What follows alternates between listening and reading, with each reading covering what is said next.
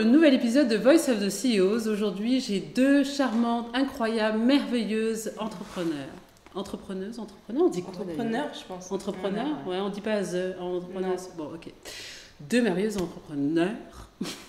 Elles vont se présenter elles-mêmes. Elles ont quand même déjà 6 voire 7 années d'expérience de gestion d'entreprise derrière elles. Donc c'est vraiment un truc incroyable parce qu'on dit qu'au bout de 3 ans, le potentiel de mort d'une entreprise est quand même élevé. Et là, elles ont doublé ce potentiel. Donc je vais laisser se présenter à vous. Bienvenue dans l'émission, les filles. Merci, on est ravis d'être avec vous. C'est vrai ? Ouais. Cool. Vraiment. Alors, qui êtes-vous ? Qui commence ? Alors, moi c'est Nina. Ok. Voilà, j'ai 34 ans et cofondateur de Nel Experience, donc je travaille en binôme avec ma sœur. Voilà, moi c'est Sarah, 31 ans et voilà, on travaille ensemble depuis 7 ans. Donc ouais, on a fait un premier petit projet sur des produits et là on est plus sur du service. Donc on a 2 instituts à Paris spécialisés dans les ongles. Ok. Le premier donc est à Citadium, donc c'est un concept store en plein centre de Paris, au 2e étage, assez jeune, assez strict, donc c'est notre premier bébé. Et du coup là-bas ça fait 5 ans et demi, 5-6 ans qu'on est là-bas. Et on a voulu être en fait avoir un premier lieu assez atypique. Le fait d'être dans un concept store, donc on vient faire du magasin en même temps, on peut se faire les ongles, nail art, extension, tout ça. Et puis après, le projet a grandi et on s'est dit qu'il nous fallait quelque chose de plus grand. Et donc, le 2e institut est né ça fera 2 ans au mois d'octobre à Victor Hugo. Ah ouais. Déjà, dans le 16e. Du coup, elle a envie aussi d'avoir un endroit plus grand pour aussi proposer la formation. Oui, parce que vous faites ça maintenant. Voilà. Donc du coup, dans l'institut au 10 rue Ménil, il y a 2 étages. Donc un étage où on est plus sur l'institut de beauté et en dessous où on forme les jeunes femmes en reconversion professionnelle. Voilà. Futures prothésistes ongulaires. Oui, parce que, et puis alors des reconversions professionnelles, moi je vous dis, on va y en avoir beaucoup là. Ah oui, et il y en a exactement. Donc du coup, et alors donc la formation c'était quoi ? Pourquoi vous êtes allé sur la formation ? Parce que c'est quand même pas beaucoup d'instituts du même genre que vous qui décident d'aller vers la formation. Qu'est-ce qui a fait que vous fassiez ce saut ? Alors nous-mêmes, on vient de reconversion, donc on vient de la communication et du marketing, donc on a fait des écoles de commerce et on a appris le métier assez vite. Pourquoi ? Parce qu'on avait des objectifs à atteindre et donc du coup on a vraiment travaillé très dur, on a fait nous-mêmes des écoles avec des formatrices très bien, mais les écoles moins bien on trouvait. Okay. Et avec l'expérience, vu qu'on prenait un petit peu d'assurance, on avait beaucoup de clientèle, on s'est dit on a vraiment quelque chose à apprendre à ces filles-là. En France, le niveau il est pas top, les écoles elles sont pas en accord avec ce que veulent les clientes. Il y avait un manque sur le marché. Voilà. D'accord. Et on a pris la brèche, on s'est dit ok, sur le marché, on peut apporter quelque chose encore de novateur. Et on a mis en place du coup des premiers cours. Donc il y a 4 ans, on a commencé vraiment petit. On s'est dit on va commencer avec on a loué des salles parce qu'on n'avait pas encore notre institut. Et on a fait au début avec 4 élèves. On a commencé à faire les formulaires de formation, à les construire. Et puis petit à petit, ils ont évolué dans leur contenu, dans le matériel qu'on utilise, qui est vraiment maintenant une belle salle de formation performante avec des produits de qualité. Et du coup, effectivement, on a de plus en plus de demandes, de plus en plus de gens qui souhaitent faire quelque chose de leurs mains, reconversion, avoir un complément de revenu. Ça arrive beaucoup. Et donc voilà, tous ces profils-là font que ça fait écho à notre offre et que du coup, on a décidé de développer autant l'institut que la formation. C'est réellement en fait un positionnement. Et puis aujourd'hui, c'est notre force parce que nos élèves nous font confiance parce que nous, on travaille. On n'est pas des formatrices qui ne sommes pas sur le terrain. D'accord. Donc, ça veut dire que en dehors des formations, on est là, on travaille en clientèle. On sait ce que les clientes veulent, aiment à ce moment-là. Et ces tendances-là, on les applique en formation. Donc notre contenu, il évolue toujours et c'est ce qui plaît. Elles se disent, je vais apprendre un métier, mais je vais l'apprendre de manière moderne. Oui, c'est ça, la modernité. Je vais répondre aux attentes. Oui, parce que quand on rentre, moi j'ai eu la chance de venir dans votre institut l'année dernière, pour mon anniversaire. Elle s'est fait chouchouter. Et donc du coup, je savais pas du tout où j'allais, je suis arrivée et donc déjà je suis rentrée dans l'institut, c'est hyper cocooning, on se sent bien, enfin vraiment les couleurs, la déco que vous avez mis en place, c'est hyper, on vient prendre soin de soi quand même, hein. C'est un instant. C'est quand même hyper important. Et puis du coup, donc j'imagine les personnes traversent pour ensuite descendre à l'instant. Exactement. Donc effectivement, je trouve que c'est cohérent votre stratégie marketing pour le coup, d'avoir cette expérience, parce que ça s'appelle une expérience, donc vous allez jusqu'au bout.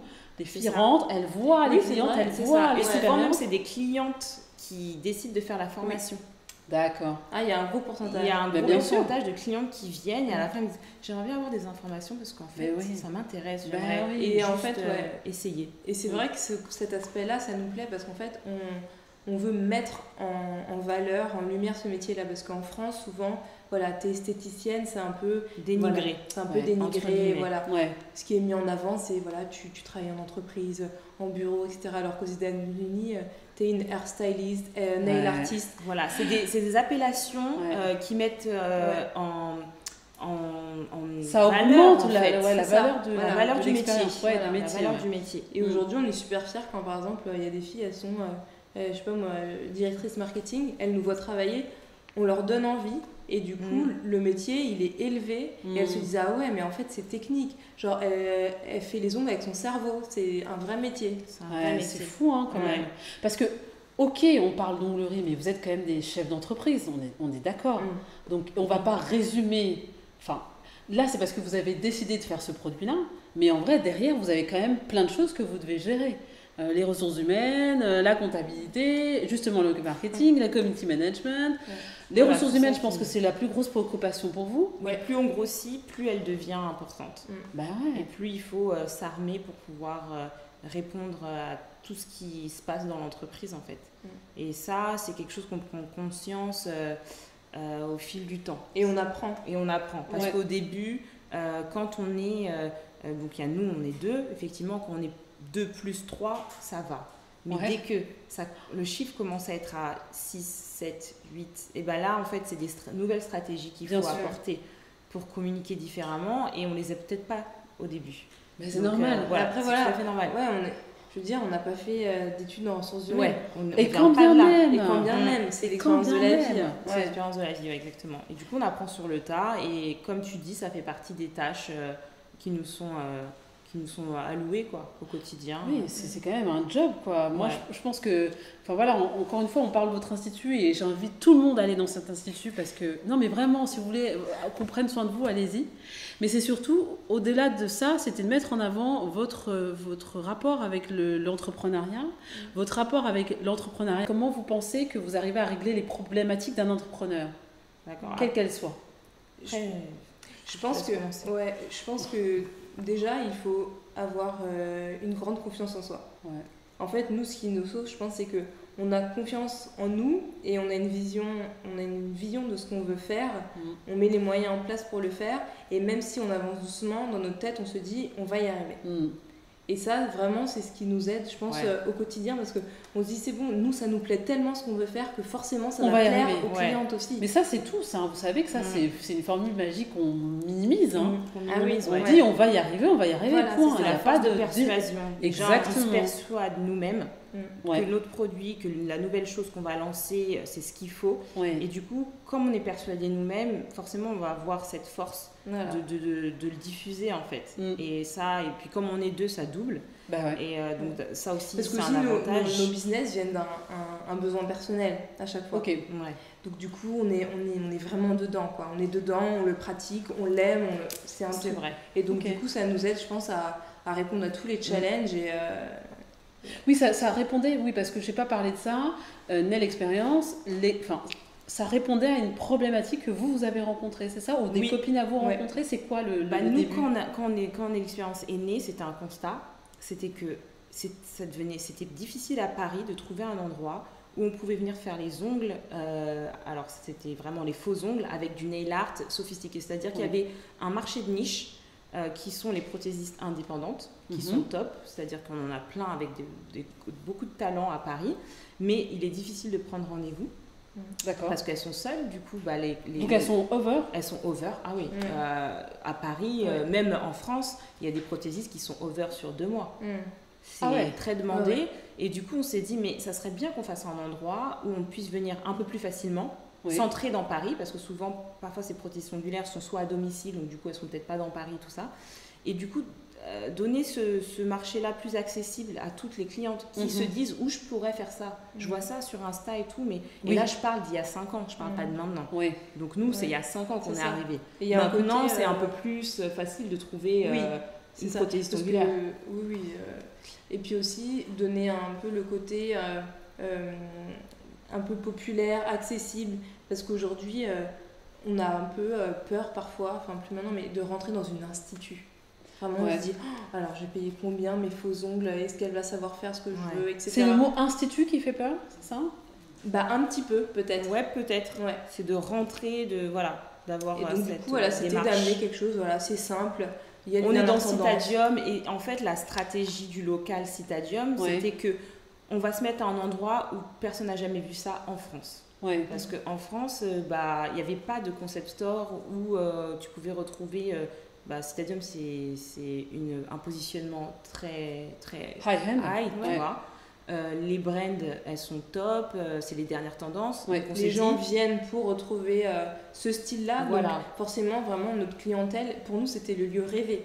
On n'a pas pu rêver mieux. On n'a pas pu rêver mieux. Donc on s'est dit, ok, on va aller là-bas. Donc finalement, on a répondu à un constat d'un manque sur le marché, d'endroits faciles d'accès. Et où on peut se dire, ok, c'est en centre de Paris, donc je peux y aller facilement déjà en transport. Deuxièmement, il y a plusieurs filles, donc mon rendez-vous, je peux le booker plus facilement. Bon, maintenant, on a un peu plus... Maintenant, nous aussi, il faut booker un peu plus en avance. Mais bon, c'est plein. Parce que c'est plein, mais et je retrouve les dernières tendances. Donc, c'était ça la réponse du marché il y a 5 ans. Donc, en fait, les deux instituts ont des expériences différentes finalement. Exactement. Ok, c'est hyper intéressant pour le positionnement. C'est vrai. L'Institut Victor Hugo, comme tu dis, c'est un cocon. Tu l'as vu, on a vraiment bien. On a fait la déco et on a vraiment réfléchi. On s'est dit, ok, on veut un truc où quand on rentre, on se sente bien. Tu vois, on sent l'atmosphère à la maison. On se sent à la maison. Ça passe par beaucoup de choses. On a beaucoup brainstormé et vraiment les matières utilisées au sol, au mur, on a vraiment mis des choses quali. Parce qu'en fait, ça se ressent. On voulait pas juste arriver, mettre un coup de peinture. Les petits bains, là, en fait, bon, moi, je sais pas. Moi, j'étais complètement perchée. Donc... Mais alors, les petits bains d'eau, on met, il y a des trucs... je sais pas, mais c'est trop bien. C'est des petits rituels, trop bien. C'est des petits rituels qui font du bien. Et Citadium, par contre, tu vas, c'est en open space, tu as la musique. Il y a une super ambiance. Il y a une super ambiance, c'est jeune. Donc, voilà, c'est deux publics. Et après, chacun choisit son moment. Et moi, parfois même, une cliente, un jour, tiens, je vais aller à Stadium. L'autre jour, je suis un peu plus tranquille, je vais aller à Victor Hugo. J'ai plus de temps, je peux aller à Victor Hugo me relaxer. Voilà, c'est vraiment deux univers différents. Et nous, ça nous va, en fait.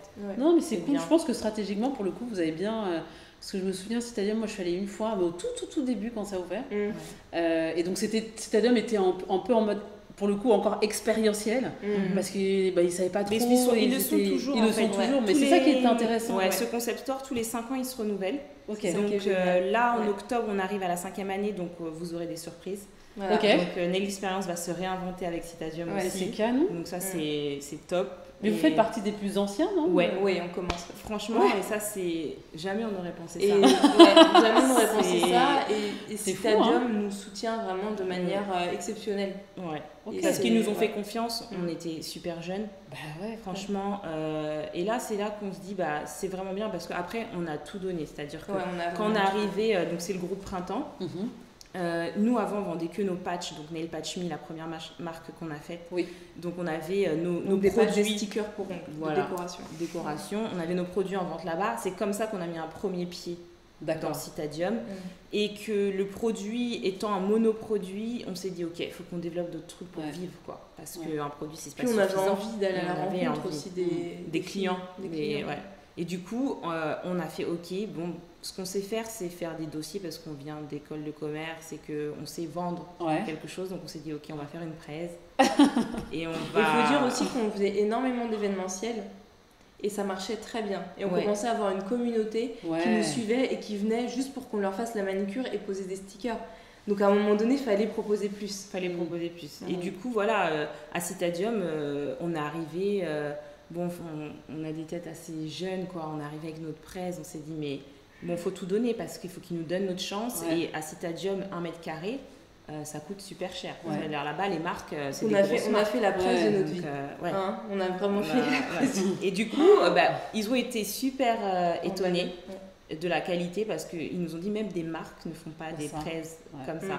Et c'est pour ça qu'il ne faut jamais négliger en fait les premiers rapports parce que c'est là où tu mets ton empreinte en fait. Et du coup, depuis ce moment-là jusqu'à maintenant, ils nous ont jamais lâchés parce que ça tourne là-bas. C'est-à-dire que si tu remplis pas les codes, tu vires. C'est-à-dire si ton chiffre il est pas là, si ton image elle est pas bonne, ils ont des obligations. Il y a une liste d'attente de marques qui sont là, qui ont envie d'être et qui sont au taquet, qui sont donc, non, c'est vrai que c'était un challenge et puis ils ont vu même nous on a donné corps et âme au début pour fidéliser, c'était vraiment on travaillait d'arrache-pied parce qu'au début c'était vraiment nous deux quoi. On était là dans les allées, venez vous faire les ongles. Mais c'est des bons souvenirs ça. Non, franchement oui, de toute façon l'entrepreneuriat c'est des souvenirs, tu te dis on a fait ça quoi. On voulait même pas manger le midi de peur de rater une cliente. C'est fou. C'était le début, on a tout donné et puis après ils ont vu qu'on était sérieuse et tout. Et voilà, au fil du temps, là, pour le renouvellement, ils nous ont fait une offre. Vous verrez, c'est des surprises, mais c'est canon. Ça va être Moi, je suis trop contente pour vous. Franchement, très beau. Canon. Et puis en plus, ce qui est important aussi, c'est d'inspirer toutes les personnes qui veulent se lancer. Vous avez commencé l'entrepreneuriat, donc c'était il y a 7 ans. C'est ça, donc vous étiez dans la vingtaine, quoi, et il y a plein de filles qui sont là, de garçons qui sont dans les mêmes, questionnements de se dire, là, je suis dans une boîte, je fais un truc, ça me saoule, je fais une école de co, ou j'ai fait la fac, ou je ne sais... Et en fait, j'ai envie de me lancer, mais je ne sais pas comment faire. Qu'est-ce que vous donneriez comme conseil? Alors, comme on est deux, tu sais. Donc moi, personnellement, j'ai fini mes études, donc mon master. J'étais 2 ans quand même en alternance, donc j'ai eu l'expérience. Mais j'ai tout de suite été entrepreneur. Je suis pas passée par la case salarié. Donc c'est assez spécial. Mais moi, et j'étais jeune, j'avais pas de loyer, etc. Moi, vraiment, ce que je conseille, c'est déjà de finir ses études, ça c'est sûr. De se faire un petit peu d'expérience et de pas prendre trop de risques au début. Voilà, c'est-à-dire si on a son boulot et qu'on fait une reconversion, la faire progressivement. D'accord. Ou si vraiment après on prend des risques, je pense qu'il faut vraiment être carré au niveau du business model, ne pas hésiter à aller dans des maisons d'entrepreneurs, tu sais, qui soutiennent les projets. Clairement. Et tout ça, ce qu'on n'a pas fait. Pour se faire conseiller, aider. Voilà. Donc vraiment y aller intelligemment. Parce que il faut être hyper patient en entrepreneuriat. Parfois, c'est vrai, il y a des coups de chance. En un coup de claquement, il y en a qui ont un buzz fou et ça prend. Mais sinon, vraiment, c'est du travail de fond. Vraiment. Et c'est bien le travail de fond aussi, tu vois. Mais ça se perd. Ça se perd. En fait, c'est tout ce qu'on a autour de nous. C'est le fast, tout est fast. Les réseaux sociaux, c'est fast. Et du coup, dans nos formations aussi, on dit aux filles que c'est un métier qu'on peut apprendre. Donc, notre format max, c'est 8 jours. Mais derrière ces 8 jours-là, 8 jours, c'est intense.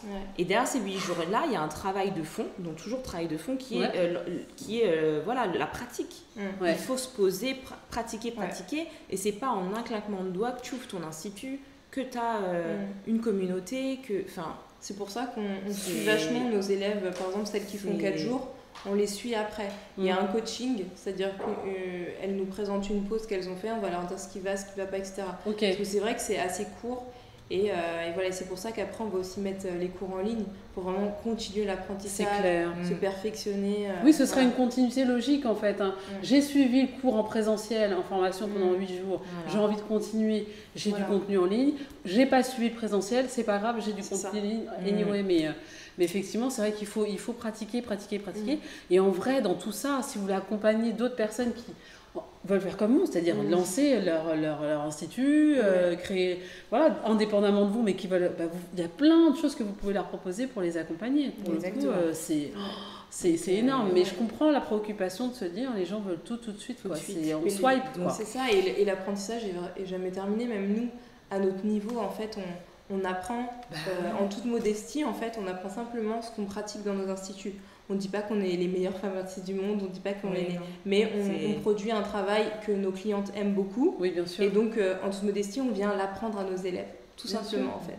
On vient apprendre la technique. C'est une expertise, il ne faut pas dire en toute modestie. Non, mais voilà, parce qu'au bout d'un moment, il y a quand même une expertise qui s'est développée. Bien sûr. Tu peux pas, Mais nous, on est toujours en quête on a été par exemple en Russie pour se perfectionner, etc. Donc voilà, on veut toujours... Voilà. Mais c'est quoi le pays où vous iriez, où vous pensez que vraiment il faudrait y aller pour pour augmenter votre game? C'était la Russie. C'était la Russie. Ils ont quoi de spécial là-bas? Une exigence, une rigueur dans le travail. De fou, c'est-à-dire que vraiment... Et des techniques vraiment bien à eux. Mais la rigueur fait que tu arrives à la technique, en fait. Ok. C'est-à-dire que quand tu te mets dans... En fait, elles font les ongles comme si elles étaient des architectes. Il y a des règles, il y a des... Tu vois, en fait, c'est ce métier-là, là-bas, il est mis en valeur. C'est-à-dire que la fille, elle arrive, elle a une technique, elle a déjà, au niveau de l'accoutrement... architecturale. Hein. Au niveau de l'accoutrement, déjà, tu es habillée de la tête aux pieds, tu as une charlotte, tu as des gants, et du coup, c'est vraiment un protocole qui est autour de ce métier-là qui fait que, ok, moi, je fais pas n'importe quoi. Je te fais les ongles, mais je te fais les ongles avec un protocole. Et du coup, ça donne ce métier-là une autre valeur. Je fais pas juste les ongles, en fait. J'ai travaillé pour avoir cette technique, pour que tout soit stérilisé. Il y a des protocoles de stérilisation que, hygiène qu'en France, il n'y a pas, que nous, on a mis en place dans nos salons, du coup. D'accord. Donc, voilà. Mais pour revenir à ta question de base, qui était l'entrepreneuriat et les conseils qu'on peut donner aujourd'hui avec tout ce qu'on a vécu, c'est clair. Sarah avait répondu, je rajouterais peut-être qu'il ne faut vraiment pas avoir peur de faire des sacrifices. Ça, parce que personne parle de...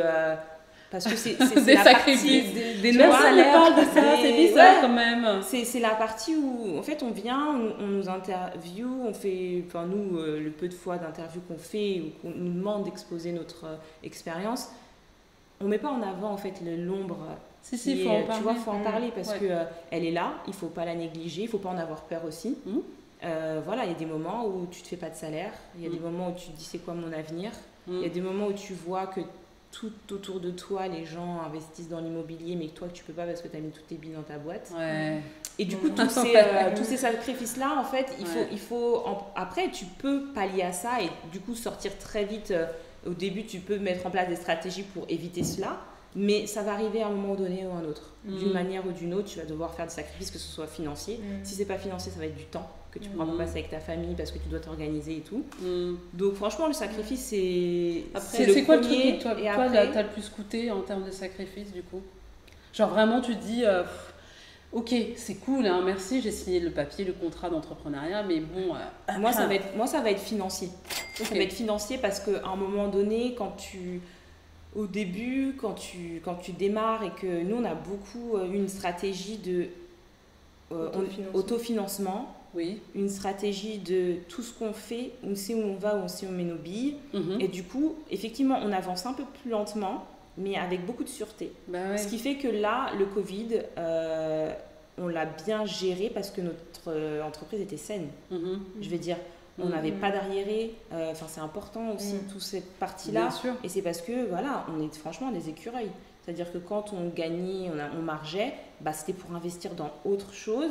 Mais à contrario, nous, on n'évoluait peut-être pas aussi vite financièrement. En perso. Mais c'est des choix. Mais parfois, du coup, tu vois, ça te pèse. Donc, à un moment donné, il faut que tu te dises, ok, là, il est peut-être temps pour nous aussi. De faire un vrai saut, quoi. Un vrai saut pour que tu gardes cette motivation. Parce que tu vas la perdre sinon. Donc, voilà. À long terme, tu peux la perdre. Donc, voilà, ce que je conseillerais, c'est vraiment ne pas avoir peur de faire des sacrifices et puis pas avoir peur des risques. Nous, on nous demande souvent, mais vous n'avez pas peur, en fait? Vous n'avez pas peur de pas pouvoir payer les gens à la fin du mois? Vous n'avez pas peur de pas savoir si vous allez avoir un salaire pour le loyer et tout? En fait, c'est pas quelque chose que tu me penses même pas. Et puis il faut dire qu'en amont, en fait, ton projet, t'y crois. Tu fais, tu fais des business plans. Tu fais des business plans et du coup, normalement, si tout se passe bien, ça doit arriver. Et puis même quand ça se passe pas, parce qu'il y a des moments où c'est chaud. La peur, elle n'est pas pareille en fait. Après, c'est une question de, je sais pas, d'instinct entrepreneur. Et je dirais aussi, tout le monde ne peut pas être entrepreneur. Non, tout le monde ne peut pas. Alors, essayez, je vais dire... c'est un niveau de stress qui est quand même très très fort. Les conseils sont, si tu as envie, essaye. De toute façon, tu perds rien, vas-y. Mais c'est au niveau du caractère, tout le monde ne peut pas l'être. La gestion de la pression. Ouais, le stress est intense. Et puis bon, toi, t'es maman aussi. il faut arriver à tu vois, rentrer chez soi et en même temps pas hypothéquer une partie des trucs qu'on fait, quoi. Et la famille et les amis, hein, je dis la famille, mais les amis aussi. Quand on a des amis qui sont pas entrepreneurs, je veux dire, ils sont un peu genre, ok... T'arrêtes jamais en fait. En fait, non, mais c'est pas que je m'arrête jamais. En fait, j'ai pas besoin forcément d'arrêter. Oui, je peux prendre des vacances pour aller souffler, etc. Mais c'est mon bébé, c'est pas pareil en fait. Exactement. Ça fait partie de toi. Donc il faut se donner des coupures pour pouvoir être bien mentalement. Bien sûr. Mais c'est vrai que tu y penses tout le temps. Mais bon, voilà, il faut y aller, foncer. Nous, on est un peu des tête brûlée en fait, on fonce tout le temps. Ouais, mais c'est ça, de toute façon, l'entrepreneur est fou, hein. T'es fou, hein, en fait. Il y a différentes formes de folie. Nous, on est un petit peu fofolle, pas non plus. Non, fofolle dans la sécurité. Voilà, c'est ça. Fofolle dans la sécurité. Vous auriez pu choisir tout simplement d'être salarié d'une entreprise, gagner un bon salaire. Avoir vos congés, avoir une vie beaucoup plus stable, avoir ton projet immobilier, etc. Tu vois ce que je veux dire? C'est en ça que je dis qu'il y a une forme de folie. C'est-à-dire qu'il y a quand même le choix d'aller de l'autre côté, alors que tu pourrais choisir une situation, vous avez fait des études et tout, vous n'auriez pas de difficulté en fait, à des postes de responsabilité et à avoir, au bout de 7-8 ans, avoir... Donc c'est là en fait. Tu sais, nos parents, ils ont toujours eu des commerces. Ils ont toujours eu des restaurants. Et nous, depuis adolescente, même avant, tous les week-ends, on bossait en serveuse. Donc, en fait, c'est normal, quoi. Nos parents, c'est vraiment des entrepreneurs. Et je pense qu'on a ça dans le sang. C'est quelque chose c'était une suite logique. En fait, moi, je me voyais pas finir ma vie en tant que salariée. Je m'étais dit, même je vais commencer, y rester. En fait. Moi, j'y suis restée un peu plus que Sarah. Mais voilà, l'idée trottait, quoi. Mais après, voilà, c'est comme tout le monde. Qu'est-ce que je vais faire? Donc, voilà, il faut, je pense, mûrir son idée, préparer, Sarah, comme elle a dit, son terrain, parce que financièrement, tu peux te préparer un petit backup en mode, ok, je me donne un an, j'ai des économies sur un an, je sais que pendant un an, dans ma tête, financièrement, je vais être cool et je peux réfléchir à mon projet. Ça aussi, c'est important, tu vois. Mais il y a plein de plans qui sont organisés aujourd'hui, franchement, les ruptures conventionnelles qui te permettent qui te permettent quand même il y a des plans qui existent. Je sais que vous n'êtes pas au courant forcément, mais on va vous les donner dans la description de l'émission. Il y a des plans qui existent pour pouvoir lancer son entreprise en toute sécurité. Mais pas lâcher son taf tant que t'as pas assis le projet, que tu n'es pas sûr de plein de choses, parce que c'est très important quand même la stabilité financière. Enfin, moi, je ne conseillerais pas ça. C'est ça, et puis aujourd'hui, en fait, on a plein de choses qui nous permettent de faire des versions bêta, que ce soit par exemple si tu fais une marque de cosmétiques, tu peux très bien faire une version bêta en essayant de fabriquer toi-même quelque chose, en te construisant une image sur Instagram. Tu commences petit à petit, et puis après, peut-être que tu iras voir un laboratoire et tu iras faire une vraie formule et que tu lanceras ta marque. Mais ce que je veux dire aujourd'hui, c'est que tu peux avancer par petits pas, en créant une communauté, quelque chose. Tu ne peux pas tout de suite atteindre le niveau que l'on souhaite. Enfin, je veux dire... Faut pas que les gens... Et ça, faut être d'accord avec ça. Parce qu'en tant qu'entrepreneur, on a une vision finale. Tu vois. Et genre, nous, la vision finale, elle a changé plein de fois. Mais elle continuera à changer. Tu vois. Donc non, il faut... Comme a dit Sarah, petit à petit. Et de ne pas se mettre des freins par rapport. Il ne faut pas attendre que le prêt de 200 000 il tombe pour commencer. Il faut commencer, faire soi-même. Je suis tellement d'accord avec ça. Il faut y aller, quoi. Il y a une start-up. Même avec petit. Tu lances ton truc, en fait. De toute façon, vous, c'est ce que vous avez fait. Vous êtes parti faire votre pitch à Citadium. Vous y allez en vous disant, bon, allez, on va tout faire, on va y aller. En fait, c'est obligé. On a un stand avec 3 000 euros. Les gens nous vendent complètement combien à la banque. En fait, on n'a emprunté rien, on a pris nos 3 000 euros qu'on avait de côté, avec lesquels on a vendu notre petit patch. Voilà, on avait 3 000 euros, on a fait un stand avec pas des entreprises françaises parce que c'était hors de prix, avec des entreprises qui viennent de Chine. Donc on a fait notre stand nous-mêmes sur mesure, avec des Chinois. C'est venu par paquebot. On a été les chercher nous-mêmes à la douane. Les gens se disent, mais vous n'êtes pas censé venir dans ces entrepôts-là. Oui, mais si, on a loué un camion et puis c'est nous, on est là, on va les porter en fait. On va le mais faire. Vous savez comment ça s'appelle ça? C'est du gros mindset. C'est vraiment genre rien n'est impossible. À toute problématique, il y a une solution. On fouille dans la boîte outils, en mode inspecteur gadget là, je sors de l'outil, le truc quoi. Donc, en fait, c'est de la débrouille et petit à petit, tu la gardes, ta débrouille, mais comme tu grossis, ça devient différent. C'est-à-dire que tu vas moins faire de la débrouille parce que tu es organisé, plus tu as plus de fonds. Mais tu as toujours ce petit côté, tu vois, qui va dire attends, ce truc-là, on peut le faire nous-mêmes. C'est bon. Voilà. Tu vas pas me dire, si on appelle un tel, Attends. elle nous fabrique. Mais ça, c'est vraiment un secteur gadget. Je pense que. Et ça, en fait, tu relèves un truc qui est hyper important parce que pour moi, le cerveau, en fait, dès qu'il y a un problème, il tourne tellement vite. C'est-à-dire que je cherche une solution, mais. Mais tu as grandi comme ça, tu as été élevé comme ça. Mais notre père, il peut te faire une maison, il peut te faire tout ce que tu veux. Mais il vous a appris ça et c'est un merveilleux cadeau parce que au-delà d'être entrepreneur, cette capacité à pouvoir dire problème égale solution, problème, et pas problème égale problème égale dépression. Faut vite que tu sors du dépression en fait. Ouais, et problème égale solution. Et c'est même une opportunité le problème. Ça c'est encore mieux. Le problème devient une opportunité. Oui, parce qu'il t'emmène dans un chemin que tu jamais tu te serais dit ok, je ferais ça comme ça et tout. Donc non, lancez-vous.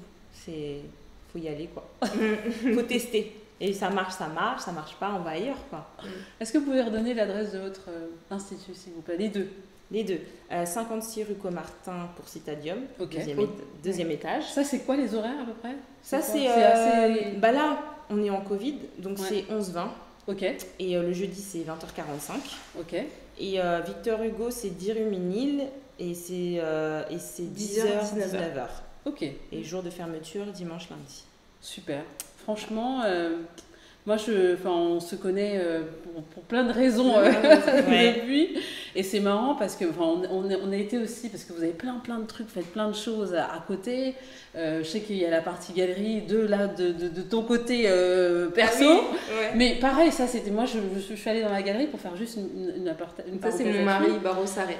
Ouais, mais ça aussi on peut en parler quoi, tu vois. Je veux dire, nous on a des murs, tu vois, ici. J'avais dit, on s'en était pas reparlé, mais il faudrait qu'on commande une de ses œuvres en fait pour la mettre ici parce qu'elle aurait toute sa place. Oui, elle aurait toute sa place. Et vous êtes des entrepreneurs XXL quoi, vous faites plein de choses. On essaye. On aime la créativité aussi, je pense. Donc voilà, moi ça m'attire, donc du coup je l'accompagne dans ça et c'est vrai tout ce qui est création ça nous parle beaucoup aussi.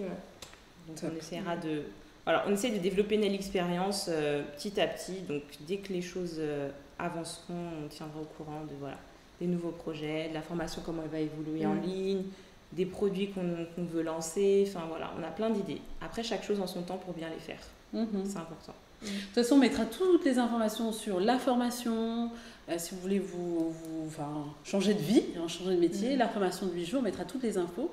Également, tout simplement aller dans l'Institut, que ce soit à Citadium ou à Paris dans le 16e. Vraiment, allez-y parce que c'est super et top et c'est très bien fait surtout, avec beaucoup de soin. Moi, j'avais des questions à vous poser, les filles, sur notre jeu, le Bami Games, qui est un jeu, je le dis, on a vu que School of Life faisait des super trucs et du coup on a créé notre jeu nous de l'intimité, on appelle ça comme ça.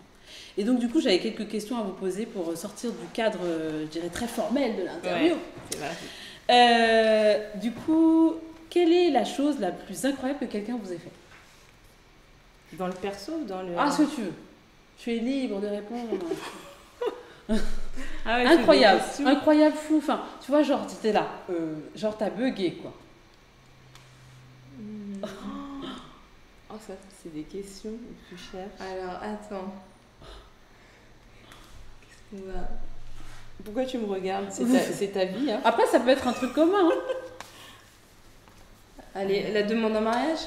Ouais. Allez. Ça, t'as bugué. J'ai bugué sans bugger, on va dire. Je le savais, mais quand même... même étonnée parce que c'est... Voilà, tu dis, ah, ça y est, c'est mon tour. Ouais. Super. Bon, moi, j'ai pas eu de demande en mariage. Hein. Mais il y a plein d'autres trucs. Pas encore. La chose la plus folle... Quand on a dit oui pour le local, quand on a reçu l'email. Ah ça c'était fort. En fait, c'était pas quelque chose de fou, mais c'était très fort en émotion. Parce qu'on a vraiment eu du mal à voir ce local. C'est une histoire de dingue, ce local. Il est hyper bien placé quand même. Hein. C'est une chance inouïe, mais en fait, ça a été un parcours du combattant. Et parce qu'il nous est passé sous le nez, en fait. On était en concurrence et il nous est passé sous le nez. Et au final, on a persévéré comme on fait toujours. C'est-à-dire qu'on a reposé notre candidature avec une autre agence. Parce qu'un matin, je me suis levée et que j'ai revu le local disponible. Et j'ai dit à Sarah, mais c'est pas possible. Il est encore disponible alors qu'on vient de perdre. Je me dis, il y a un problème. Et on a reposé la candidature. Et j'ai eu le gars de l'agence, il m'a dit, oui, effectivement, en fait, là, moi, j'ai une cliente qui est en finale. Donc, en fait, c'est la dame contre qui on a perdu. Lui, il la présentait. Il m'a dit, mais vous savez quoi, redonnez-moi votre dossier quand même. Et là, j'ai dit, bon, écoute, c'est un signe, c'est quoi? Je suis allée à l'agence physiquement parce que je me suis dit, là, c'est coûte que coûte, quoi. Et j'ai dit au gars, ok, qu'est-ce qu'on fait en fait pour gagner? Il m'a dit, bah, on peut rien faire, juste attendre. Moi, je remonte le dossier, donc il l'a fait. Et les propriétaires ont dit, oui, mais on les connaît en fait. On vient juste de les refuser. Et du coup, on est resté comme ça. Et puis le lendemain, surprise, l'agent nous appelle, nous dit non, mais en fait, il y a eu un désistement de la dame. Et aussi, les propriétaires ont été très étonnés de votre persévérance. Donc, du coup, elles vous laissent le local. Non, mais c'est un truc de ouf. C'est marrant parce que c'est deux sœurs. Et les propriétaires sont deux sœurs. Elles sont, deux sœurs. Elles sont, franchement, elles ont 80 ans à peu près. Et elles nous ont dit voilà, on met voilà, votre persévérance, on reconnaît votre persévérance, on vous accepte. Non, et ce jour-là, on avait décidé d'aller en spa parce que Sarah elle était enceinte. Ah oui. Et en fait, on était à bout, quoi. On avait fait déjà ce truc. Et en fait, on était là en mode ok, on va devoir tout recommencer les recherches de local. Et Dieu sait comment c'est dur les recherches de local, que ce soit pour un appartement. Tu m'as fait faire le spa. Et je lui dis viens, on va souffler parce que là, on sort de la saison de décembre qui est pour nous l'une des plus grosses au niveau du chiffre et de la fréquentation.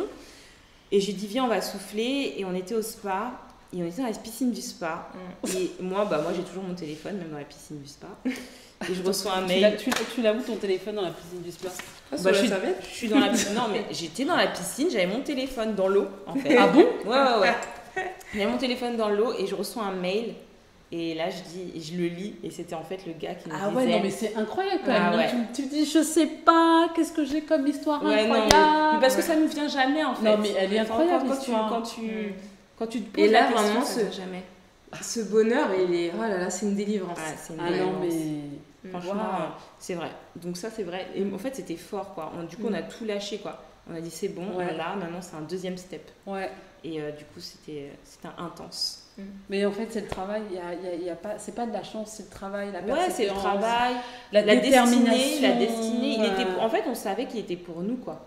Ouais. Genre, quand on est rentré dedans, même quand on l'a vu sur Internet, les premières photos, il correspondait tellement à ce qu'on voulait, parce que c'est dur de trouver au niveau superficie, tu vois. Il y a toujours quelque chose qui ne va pas. Tu dis, ok, là, on va faire la manicure, la pédicure, là, on va faire ça. Et puis, c'est hyper bien placé, quoi. Ouais. Paris, c'est Place Victor Hugo. On est à quoi en moins de 5 minutes, 5-10 minutes, tu vois la Tour Eiffel. Non, mais je vois très bien. Moi, j'ai une amie qui habite juste à côté et on est passé d'ailleurs. Je suis passée devant, là, il y a peut-être c'était un dimanche soir, je crois. Et j'ai dit, j'ai mes potes qui sont là. Ouais, non, c'est important. Non, c'est super bien placé. Et c'est important pour la clientèle. Puis c'est un gage de qualité, puis un gage même de prestige, parce que vous êtes dans un quartier qui est prestigieux, quoi. Ouais, qui est prestigieux. Non, franchement, bravo les filles. Merci. Franchement. Ah oui, c'est quoi votre souvenir d'école le plus fou? Genre quand vous étiez à l'école?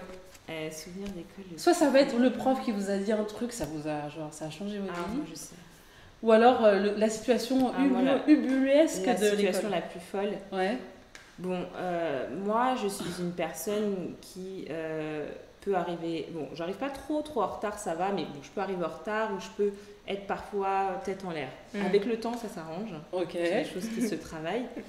Et à mon bac, en fait, je suis arrivée, on va dire, un peu en retard, mais c'était pas un vrai retard. Et j'ai vu personne dans la salle. Et le bac se passait dans mon lycée. Et je suis arrivée, j'ai eu personne et j'attendais comme ça. Et je me dis, mais je me suis trompée de jour ou bien c'est... Tu vois, je comprenais pas. Ok. Et j'attends, puis j'attends comme ça. Et puis je vois un gars passer avec des enveloppes et c'est les sujets en fait. Je vois, il va dans la salle et tout. Et je fais, mais... Et puis moi, j'ai pas percuté. Et en fait, je suis arrivée en retard à mon épreuve de bac et j'ai frappé. Et normalement, dès qu'ils ont l'enveloppe, c'est fini, quoi. C'est fini. Et j'ai eu trop de chance, j'ai réussi à rentrer dans la salle. En fait, tu savais pas que c'était déjà l'heure d'y aller. Ouais, je savais pas que c'était déjà l'heure d'y aller. Voilà, ça c'est tout moi. Donc j'ai réussi à rentrer et pas rater mon bac. Donc franchement, ça m'a trop marqué. Je me suis dit là, Nina, c'est trop.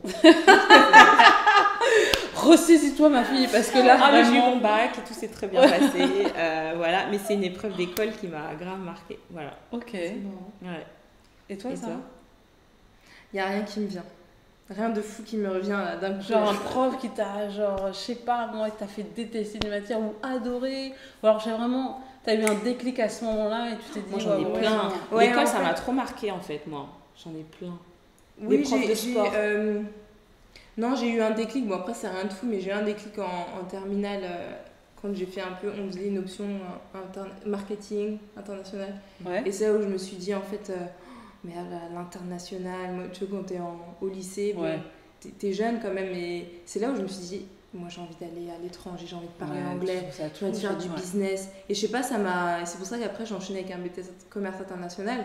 Parce qu'en fait, ouais, je me suis dit, c'est pas, il y a quelque chose qui me plaît dans ce truc business là. Ouais. C'était un petit prémisse, mais ça Donc m'a. ça a éveillé quand même un truc. Ça m'a déclenché un truc. Bien sûr. Et l'international, ça m'a titillé dans la tête. Ouais. Ok. Ouais, donc, mais l'école, c'est trop marquant. Enfin, pour moi, en fait, ça a été des phases super importantes dans ma construction Mhm. et dans les gens que tu croises, que ce soit amical ou prof, comme tu dis. Moi, je trouve que j'ai eu des profs de fou, quoi, Ouais.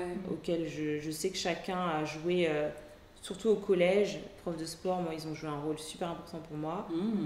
Après, j'ai fait un sport-études de hand. Ah ouais Pareil, ça m'a beaucoup Ah, donné tu pensais à Monsieur Rosio, peut-être Ouais, ce que j'allais raconter. Monsieur Ozu, ouais. Oui, parce que Ça, c'est des pareil, profs, j'étais.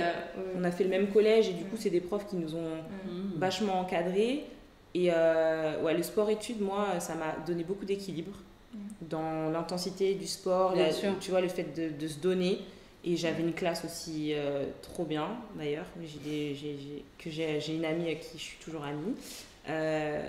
Et puis après, BTS, master aussi. Master, après, ça devient plus compliqué. Moi, mes meilleures années, c'est collège-lycée.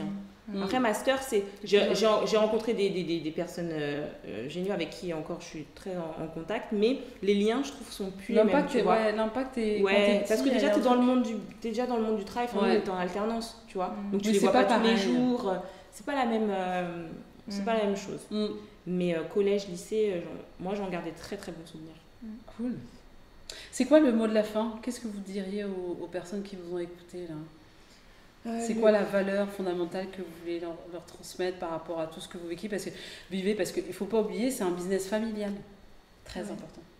Moi, je dirais que avec la petite expérience qu'on a, c'est la pensée positive. C'est-à-dire. Vous avez une vraie force là-dessus, vous, hein. Vraiment. Ouais. Ah ouais. Je pense. Bah après, ça fait pas. Ça, on l'a eu encore de mon père et ma mère, vraiment. Ouais. Ils se sont toujours relevés parce que quand tu es entrepreneur, tu montes très haut mais tu tombes aussi super bas. Ça peut arriver. Et ils sont toujours relevés et dans Et notre le foyer, plus on a toujours senti ce côté positif, quoi qu'il arrive. Quoi qu'il arrive. Et donc voilà, vraiment tout positiver. Ne jamais voir le plus sombre, mais au contraire en tirer quelque chose et se dire bon, au pire je suis pas mort, au pire je suis en bonne santé et au pire je peux recommencer, voilà. En fait, c'est même pas au pire, c'est au meilleur. Au meilleur, ouais. Parce que finalement, quand on est en bonne santé, tout est possible. C'est quand on n'a pas la santé qu'on se rend compte que c'est et souvent, c'est quand le drame arrive qu'on s'en rend compte. Et c'est là que c'est dommage. Ouais. Mais bon, après, c'est aussi là pour nous enseigner des choses. Ouais, hein. bien sûr. C'est des leçons de vie et elles sont pas là pour rien. Mais bon, j'ai l'impression que ça aussi, ça vient avec le temps. Parce qu'on nous dit toute notre vie, oui, la santé c'est le plus important et tout ça, mais maintenant on comprend profondément en fait. Oui, c'est tout. Et puis c'est même tous ces conseils-là qu'on a, là on discute et tout, mais c'est super bien de les partager parce que peut-être que nous, à nos débuts, on aurait peut-être aimé entendre certaines choses, tu vois, pour aller plus vite. Il y a des codes dans l'entrepreneuriat qu'il faut capter vite. Et si tu les captes vite, tu vas gagner 1 an, tu vas gagner en rapidité, tu vois. Et 1 an, c'est énorme quand tu après, il faut se documenter, il ne faut pas avoir peur. Il faut écouter tous les podcasts. Il y en a beaucoup maintenant. Il ne faut pas se renfermer. Nous, c'est longtemps renfermé dans notre duo, dans le sens où on était pris par le travail et du coup... on faisait pas assez, on partageait pas assez en fait ce qui nous arrivait et on prenait pas assez des autres et du coup de partager là notre expérience, on se dit que ça peut servir à celles qui commencent, tu vois, qui ont la vingtaine et qui peuvent, tu vois, prendre des petits conseils comme ça et c'est des déclics et se dire ok je vais le faire comme ça et ça va peut-être plus vite, tu vois, et gagner. Les plus jeunes stagiaires que vous ayez, c'est quel âge? Tu veux dire salarié? Non, stagiaire, formation, les 8 jours là. Ah, les 8 jours. Elles sont pas si jeunes que ça. Non, si en jeunes, général. Parce que c'est beaucoup de conversions. Reconversion. Reconversion. Ok, pardon. Ouais. Donc du coup, 25, ça commence à 25. on va ok. dire. Ouais, 25. Parfois un peu moins, 23. Ouais. Ok. Bah écoutez, merci beaucoup, vraiment. Merci à C'était, toi. je pense qu'on aurait pu parler pendant des heures. Ouais, Ouais. là on était lancés. Merci pour toute l'énergie positive que vous donnez, votre duo de sœurs que moi j'adore. Enfin, business familial déjà. Ouais, ça te parle. Oui, forcément. enfin voilà. Et en plus, c'est très. Enfin, vous arrivez vraiment à avoir une synergie entre vous deux. Chacune se laisse la parole, c'est paisible. On sent que voilà, vous avez une grande maturité dans tout ça, donc c'est très agréable. Ça s'apprend. Oui, je sais bien. Bah, tu sais. Je sais bien. Ouais. Hein, ça fait 7 ans qu'on se Ça pratique. fait 7 ans qu'on se pratique. Et vous continuerez à vous pratiquer. Ouais, franchement, on continue. Et du coup, on se connaît, donc on se sait. Mais c'est possible. Et c'est possible. C'est possible. Franchement, Parce qu'il y a ouais. beaucoup de gens qui disent ah non, ma soeur, mon frère, ah non, c'est mort. Non, c'est possible. Il faut quand même une relation saine Oui. de base. Et parfois, entre frères et sœurs, elle n'est pas là. Donc ça, moi, je pense qu'il faut ça. C'est primordial. Les parents jouent beaucoup dans tout ça, finalement. La façon dont ils vous ont élevé et éduqué, les valeurs qu'ils ont placées en vous, l'équilibre qu'il y a eu dans la fratrie. C'est ça aussi, ça enlève plein de choses qui peuvent être compliquées. Ouais, parce Donc, que frères et sœurs, t'as plein de choses. T'as l'ego, t'as la les jalousie, chaucheries, t'as le machin. ouais. Tu vois, t'as plein de... Ouais. Et en fait, quand tu rentres dans l'entrepreneuriat, il faut effacer tout ça. Sinon, c'est difficile, mais il faut que tu y arrives un peu parce que ça va être que sinon des... sinon c'est mort en fait. C'est mort. Mais quand même, je sens que vos parents ont bien fait leur job. Moi, je les ai rencontrés rapidement à la galerie la dernière fois. Ils ont bien fait leur job quand même. Donc c'est cool. On leur dira. Ouais, dites-leur. Et puis transmettez ça à vos petits. Ah oui. Ben, merci beaucoup les filles. Merci à toi. Prenez bien soin de vous et on vous dit au revoir. On dit au revoir gentiment. À bientôt. Voilà. Ciao. The Voice of CEO.